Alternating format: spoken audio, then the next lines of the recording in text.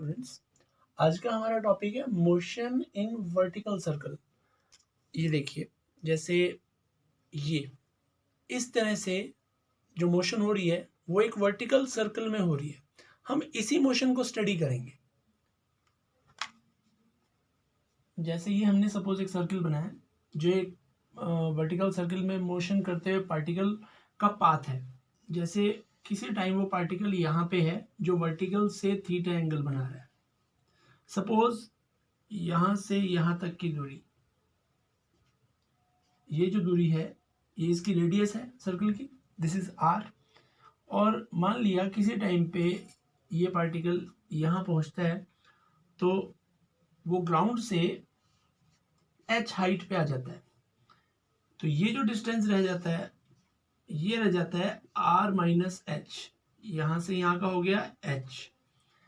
अब इसका जो वेट है वो डाउनवर्ड एक्ट करेगा mg, और यहाँ पे सपोज जो इसकी स्पीड है वो u है, और यहाँ पे जो स्पीड हो जाती है वो v हो जाती है। अब ध्यान देने वाली बात यह है कि यहाँ से यहाँ जाने में पार्टिकल की स्पीड कम होती है और हाइट बढ़ती है। इसका मतलब काइनेटिक एनर्जी कम होती है और पोटेंशियल एनर्जी बढ़ जाती है। अगर हम यहाँ पे ग्राउंड लेवल मान के चलते हैं h इक्वल टू 0, तो एक तरह से यहाँ पे पोटेंशियल एनर्जी 0 है, यहाँ केवल काइनेटिक एनर्जी है, और यहाँ पे काइनेटिक प्लस पोटेंशियल है। तो law of conservation of energy से half M V square is equal to half M U square plus M G H.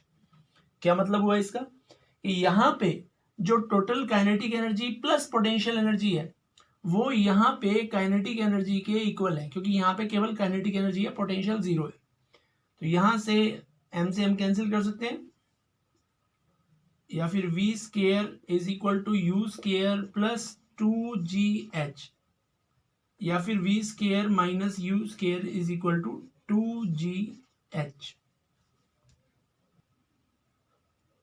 अब क्योंकि मोशन अपवर्ड हो रही है, अपवर्ड में g को नेगेटिव लिया जा सकता है, तो मैं इसी इक्वेशन को थोड़ा करेक्ट कर देता हूं। It will become v square is equal to U square minus 2gh as motion is upward. Upward है तो हमने पढ़ा है कि g की वैल्यू नेगेटिव ले लेते हैं, तो v आ जाता है root u square minus 2gh। तो इसमें आप ये ध्यान रखिए कि जो वेलोसिटी है वो हाइट के हिसाब से बदलती रहेगी। तो ये एक्सप्रेशन हमारे काम का है, इसको छोड़ के बाकी सारा अभी रब कर देते हैं। तो इसको मैं अलग से लिख देता हूं क्योंकि हमें बाद में ये जरूरत पड़ेगा। तो v is equal to root u square minus 2gh, इसको बाद में हम उठाएंगे। अब हम बात करते हैं कि इस मोमेंट पे कितने फोर्स इस पार्टिकल पे वर्क कर रहे हैं। देखिए, एक तो mg है जो नीचे की तरफ लग रहा है, ये कंपोनेंट हो गया mg cos थीटा, एक टेंशन हो गया अंदर की तरफ। अब क्योंकि बॉडी सर्कुलर मोशन में मूव कर रही है, इसका मतलब जो नेट फोर्स है वो सेंटर की तरफ है, जिसे हम सेंट्रीपिटल फोर्स बोलते हैं।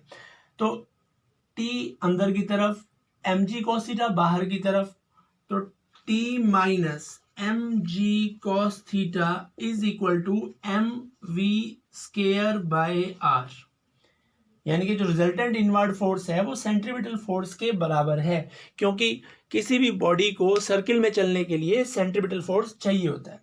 तो यहां से t क्या आ जाएगा, mg cos theta plus mv square by r। तो किसी भी जनरल पॉइंट के लिए टेंशन का फॉर्मूला एक तो थीटा पे डिपेंड करता है और एक उस पॉइंट पे वेलोसिटी पे डिपेंड करता है। देखिए, ना तो मास बदल रहा है, ना g बदल रहा है, ना r बदल रहा है, ये चीजें कांस्टेंट हैं। तो जो टेंशन वेरी करेगी वो एक तो थीटा पे डिपेंड करेगी और एक वेलोसिटी पे डिपेंड करेगी। ये दो फैक्टर हैं जिसकी वजह से टेंशन वेरी करती है। अब इस डायग्राम में जो cos थीटा की वैल्यू है, देखिए क्या निकलेगी, वो cos थीटा आ जाता है बेस अपॉन हाइपोटेनस। बेस हो गया r माइनस एच, हाइपोटेनस हो गया r, तो ये हो गया R minus H by R, ये वैल्यू पुट कर देते हैं। T is equal to M G R minus H by R plus M V square by R, और वी स्केयर की वैल्यू भी हमारे पास ये है, तो इसको पूरा लिख देते हैं। एम बाय आर कॉमन ले लेते हैं, अंदर रह गया R minus H plus V square की वैल्यू यू स्केयर माइनस, यहाँ पे जी भी आएगा भाई, यू स्केयर माइनस 2GH। अब इसको आगे और सॉल्व कर देते हैं। m by R R G minus H ji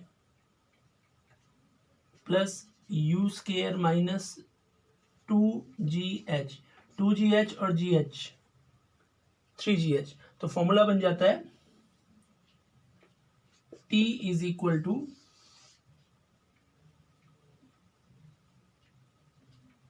m by R R G plus U square minus 3GH। तो ये हमारे पास टेंशन का फॉर्मूला आ जाता है किसी भी जनरल पॉइंट के लिए, जबकि वो पार्टिकल ग्राउंड से h हाइट पे हो।